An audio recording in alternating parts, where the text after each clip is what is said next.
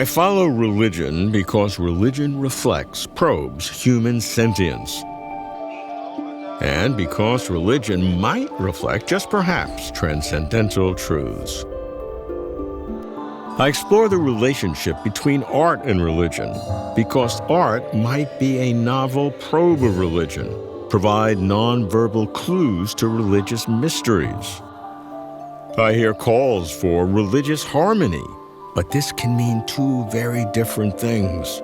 Religious harmony in the social sense of reducing religious intolerance and conflict. Religious harmony in the metaphysical sense of deep structural commonalities notwithstanding opposing beliefs. Social harmony is certainly a laudatory goal, clear to assess. Metaphysical harmony is certainly controversial, tricky to assess. Big questions I've asked on Closer to Truth. Can many religions all be true? Do religions complement or contradict? Do major religions worship the same God? Can art, which almost all religions feature, help answer big questions about religion? I keep both kinds of religious harmony as my targets, social harmony and metaphysical harmony. Can art harmonize diverse religions? I'm Robert Lawrence Kuhn, and Closer to Truth is my journey to find out.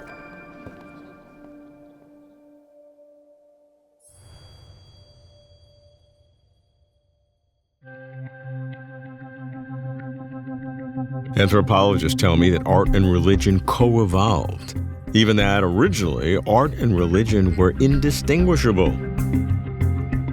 So, no surprise that art, in various forms, is a prime expression of religious activities. My two questions: can art promote social religious harmony? Can art discern metaphysical religious harmony? I should admit that I begin my inquiry hopeful about the former, skeptical about the latter.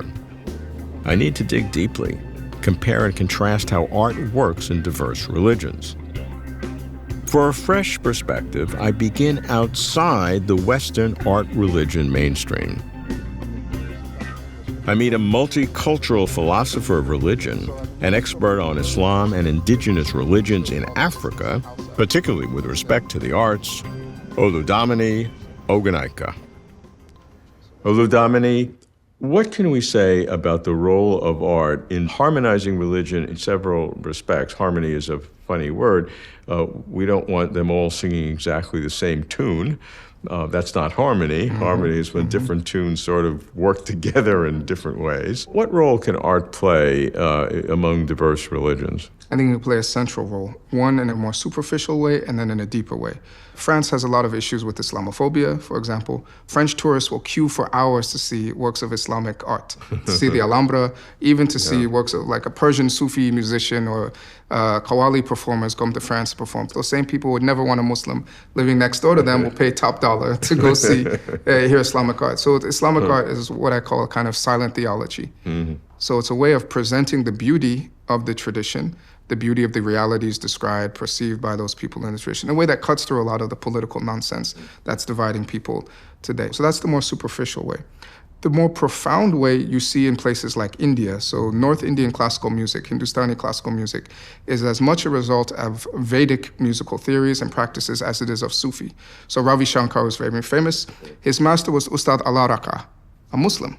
So you have, in the same school, you have Muslim masters, you have Hindu students, Hindu masters who have Muslim students. Same thing in the world of South Asian Bhakti poetry as well too. You have this incredible cross-fertilization of mystics at the kind of operating at the very highest, the very deepest level, and there's a mutual recognition and borrowing of techniques, ideas, and metaphors from each other in informing art. And this has contributed up until very recently in the remarkable harmony that you saw between Muslim and Hindu populations, because there was this shared aesthetic culture that bound people together and presented still with the distinctions, respecting the diversity, but binding people in a kind of transcendent vision. So the unity is at the level of the transcendent, not at the level of the immanent, which is what allows for diversity with harmony.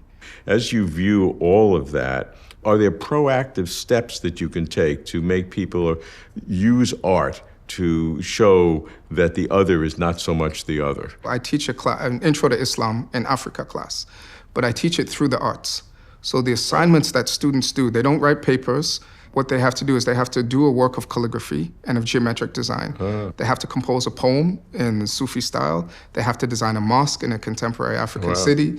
So through these creative engagements, they gain a little bit of fluency. And of course, the artistic is always embedded in the social and political context, as well as the spiritual and metaphysical vision of the world.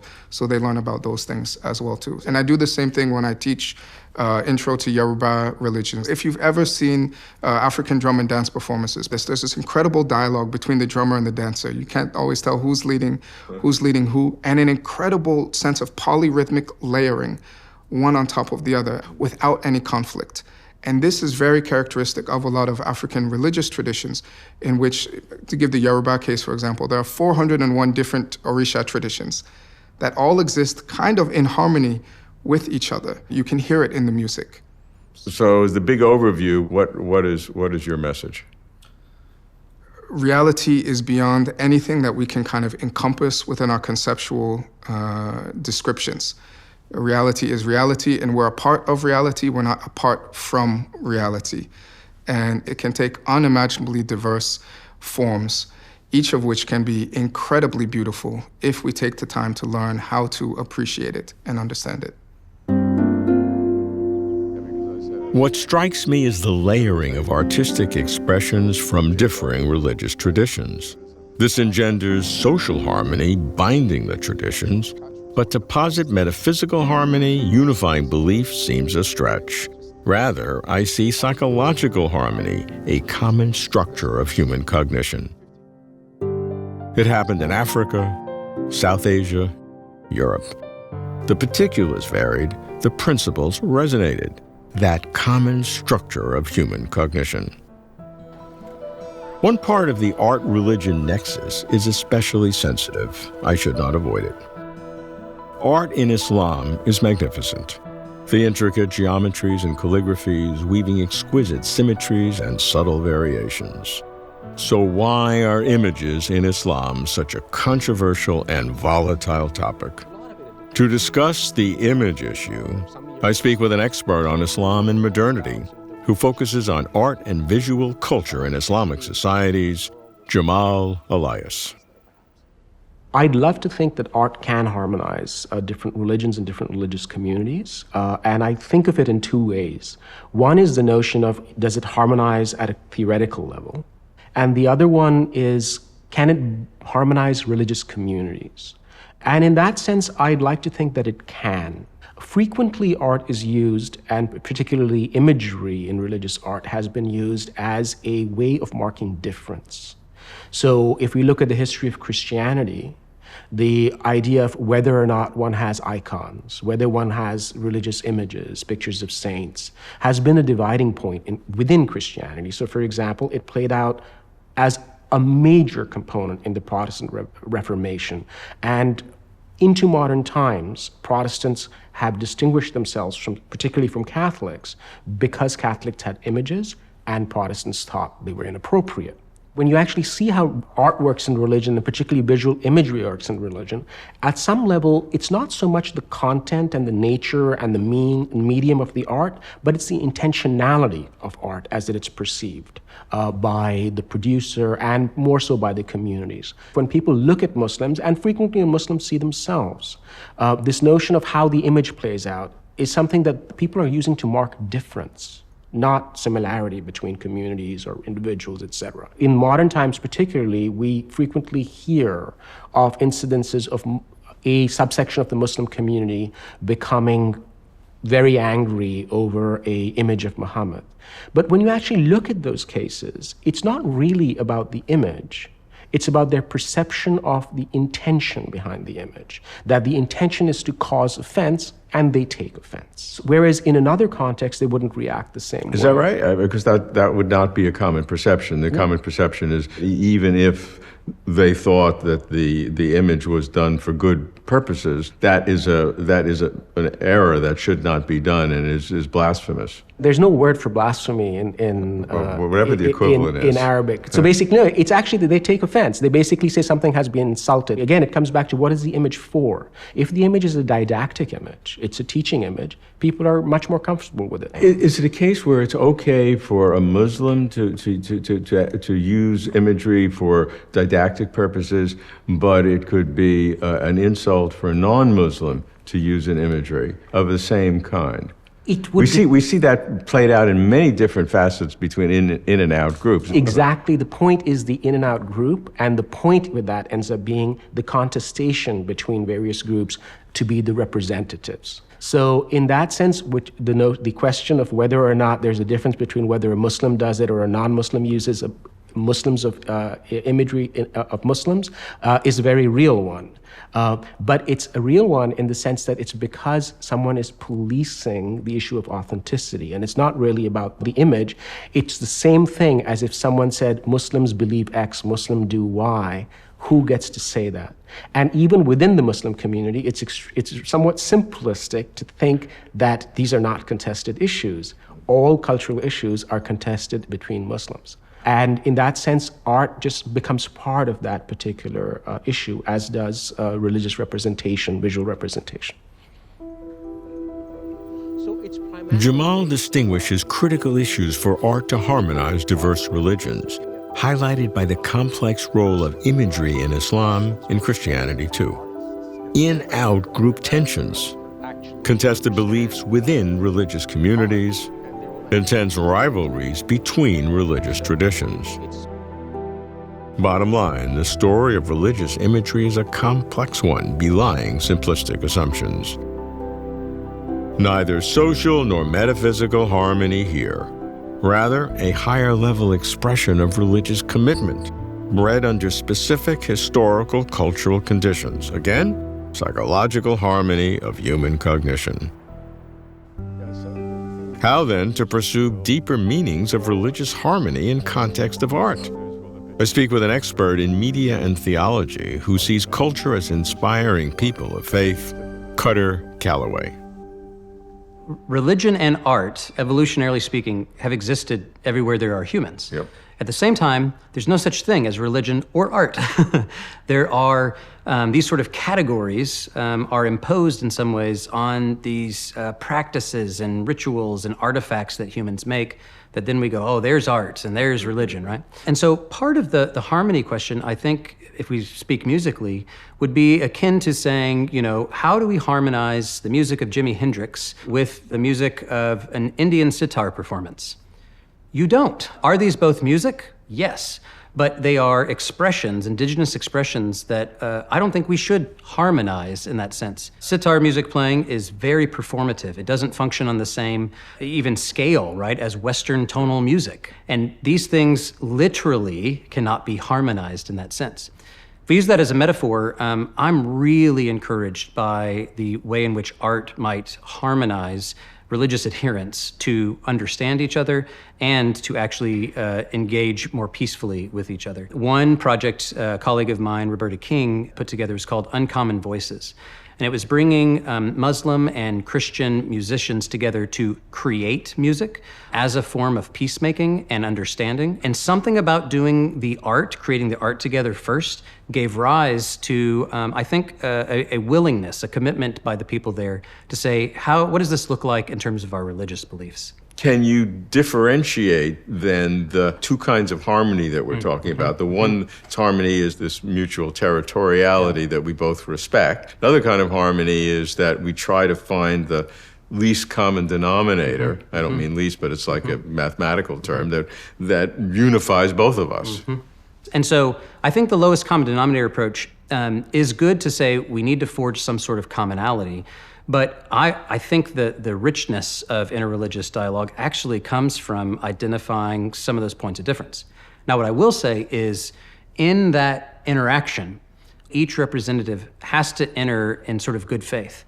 And to enter into what I would call as a genuine sort of dialogue, you have to be willing to risk wherever you're at shifting in light of the contribution of that other person. But in the real world of religion, that almost never happens, maybe never happens. I know. And when it does happen, that person is in trouble in his community or her community. Guilty as charged. And that's, I think, the struggle, but then also the possibility and the need. But again, as a representative of a particular tradition, I'm very hesitant to say, I want you, other religious representatives, to do the same. But it is a commitment of mine to say, I want to hold my religious convictions in a way that say, if I'm going to give you a fair hearing, and I expect a fair hearing of me to you, I have to be willing to be changed by our relationship. And if I'm not, there's not really any point of us getting together. And art can play a role. And art can play a role because of the way that it induces that sort of empathetic exchange, I think, between people in a way that isn't so loaded by some of those religious commitments. Kutter asserts that real dialogue between religions must be real in the blunt sense that each side must be willing to change their religious commitments. Wow, that's quite the challenge. Idealistic for sure, it's also fraught with danger. Art can help, Kutter says, by engendering empathy, thus avoiding doctrinal disturbance. But should I worry that seeking metaphysical harmony, a long shot at best, could endanger social harmony, a critical need? So, are there ways that art can enable deeper engagement within the always sensitive religious context? Are there similar art forms enriching diverse religions? I speak with an expert on paratexts, artistic images in various editions of scriptures that accompany the sacred texts. Garrick, Allen. What I see working with the many different religious traditions within the Chester Beatty's manuscript collections in Dublin is you see similarities in the way that different religions at different places and times have framed their sacred texts through the use of paratexts, different images that go along with the text, different titling traditions. These can at times transcend different religious traditions, even when we're looking at things as diverse as papyri from the 2nd century or Sri Lankan bark books or illuminated Qurans from Persia in the 14th century or whatever it is. There are similarities across these traditions, at the very least, in the attention and the time and the effort and the artistic sensibility that goes into producing these different manuscripts. So what are specific examples of where you would point to similar frameworks for very diverse kinds of sacred texts? Yeah, one is artistic elements at the starts of works. So big paintings, depictions of scenes in the text itself that set the work apart as something other, as something sacred, perhaps. Another one is commentary. Commentary is embedded alongside the Quran, Hebrew Bible, Jewish scriptures of different kinds, the New Testament, Buddhist texts, as a way to control, frame, shape the way that people read these traditions. And this impulse is common across these religious traditions. And I think that is at least a shared foundation to ask questions about how the paratextuality of these different religious traditions has shaped the way that people have read these texts from antiquity onward. So I would say that this is not a result of some deep kind of spiritual unity among the different religions, but rather a product of how the human mind, spirit with a small s, approaches the sacred ideas. I think that's right. I mean, by definition, sacred is something that's set off. And building these commentaries and these paratexts around the sacred texts themselves sets them off and puts them in a space where you can frame in a way the way that people read these texts. I think it's a human desire to preserve, to teach, to alter at times the way these traditions work in their communities. So each one of the traditions had that same attitude, which is a human tradition. It has nothing to do with the doctrinal veracity or uncertainty of those religious beliefs themselves. Yeah. Right? I think that's right. I think an element you've missed out, though, is there's an artistic sensibility to the way these things are constructed, particularly when you have big images and calligraphy. And when folks engage their sacred texts as evidence of some sort of divine will and creation or these sorts of things, then that enables you to have an artistic take on your scriptural traditions as well. So this... You feel inspired. Absolutely, You yeah. feel- that doesn't mean you are inspired. That's right, yeah. It means you feel inspired. Yeah, sure. Similarities in how different religions frame and illustrate their sacred texts via paratext reflect a common sense of the divine that transcends different religions. Such commonalities reflect how human minds imagine such putative supernatural beings. Commonalities say nothing, of course, about the actual existence of God or deities. Similar human patterns lead to the same human brain, the common engine of human cognition.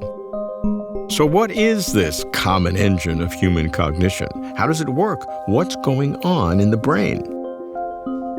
I meet a professor of cognitive neuroscience, functional neuroimaging, and neurology, the founding director of the Penn Center for Neuroaesthetics, Anjan Chatterjee. One of the core functions of art that people have talked about over the years is that it is a way to generate social cohesion. And most people have this sense, people singing in groups or dancing in groups, that these are ways in which groups can bond together. And historically, there have been some arguments that evolutionarily this was an important feature, that small communities that were more cohesive are more likely to survive and propagate. In that framing, the question is, what is the social grouping that is cohering? And that can be across religions, or it can be within religions. It can be a narrower view of what is in and what is out, or a broader view of that. And I think art as a phenomena is agnostic to that. So art can be used to pump up certain groups as different than others, and in that case, it's being used in a divisive manner. Or it can be used to say, this group adjacent to us is part of us, and then now you have a larger community. So I think it can cut both ways. Is it then appropriate to think about art as a way to have dialogue, just to pick South Asia, that is your original homeland, which there are tensions, as there are tensions between Hindu and Muslim, that both are using art in similar ways, even though the art is different, that it can be a kind of a shared human way of thinking? Does that make any sense?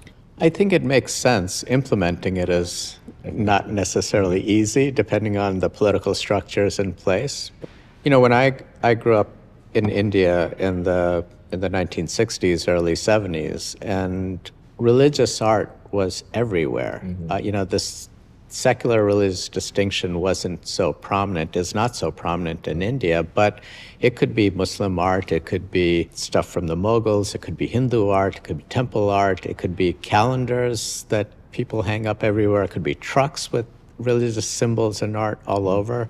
And there's a familiarity, I think, with religious symbols and iconography through art that you just grew up with because it was all around. And so that the othering is harder to do if you just grow up with all of this stuff around you.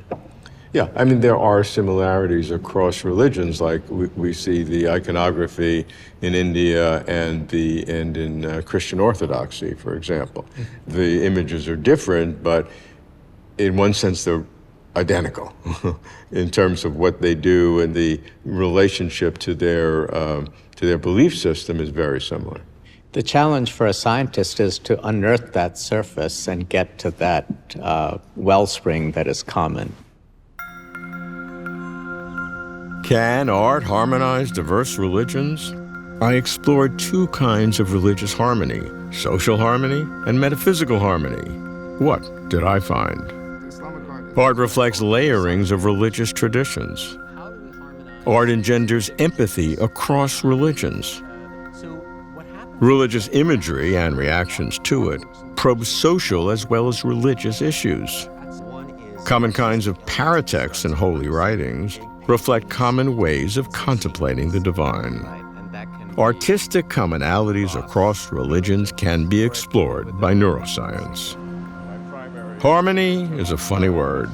Harmonize does not mean homogenize. Everyone believing all the same is not the goal. So, yes, art can facilitate social harmony, enhance tolerance and respect even among opposing ideologies. But no, art cannot discern metaphysical harmonies. No non-trivial common beliefs are found, no big questions answered. Rather, art does discern cognitive commonalities among religious individuals and psychosocial commonalities among religious groups, both accessible by science, neuroscience and social science respectively. Overall, by highlighting our common humanity, art brings us closer to truth.